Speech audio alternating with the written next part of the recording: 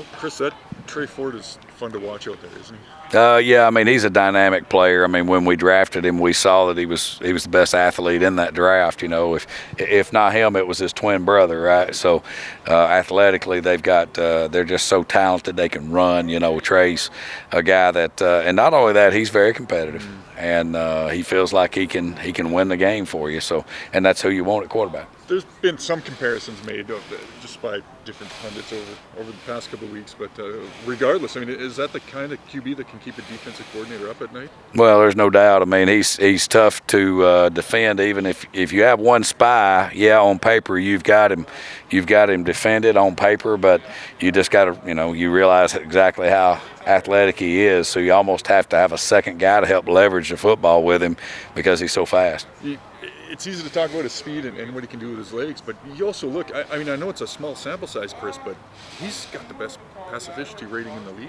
Yeah, like he moves around well enough, and when I went to see the workout in Buffalo, when I got to see his pro day, I got on the phone with Jarris, and I was like, you got to watch this kid because he can make every throw. He's got a strong arm, because you never know when you're watching him on film and you see the film from him in college. It's kind of hard to evaluate, but once I saw it in person, I had J-Jack, go look at him, and that's why we decided to take him. Chris, you guys gave yourselves a chance to win on Labor Day a week ago. I mean, I know you put that kind of stuff behind you and look on to the next, but this back-to-back set here, it's it has to be uplifting a little bit just to know you can win. Yeah, there's no doubt. I mean, again, we've had four games this year. We had leads in the fourth quarter, which there's no consolation prize, when that happens and you end up dropping the game. You either win the game or you lose the game. But we know that we have a good football team. It's just a matter of showing up and playing 4 quarters of disciplined football.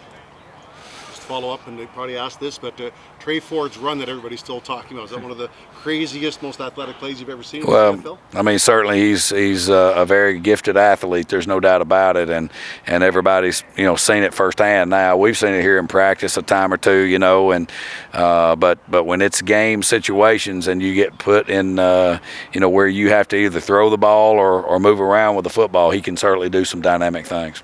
Mood around here, it's a very short week to erase one game and get ready for another. What's it been like?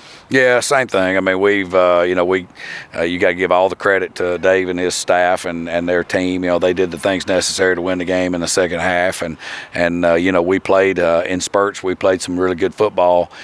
We've got to, like I mentioned earlier, we've got to finish games. We've been in a lot of games and that type thing, but they don't give trophies to the second prize people. So we've got to do a better job finishing ball games. Just a quick thought on Brown and his contributions on the ground. Obviously, Tre Ford got the headlines, but he had a pretty good game too, I thought. Yeah, I mean, he's a good little back. He's only in his second year, so I mean, he's not even played 2 full seasons yet. He's about a year and a half in. He came when we expanded the roster, I think, last year. So I mean, he's a dynamic player with the ball in his hands, and he's what you look for in a running back.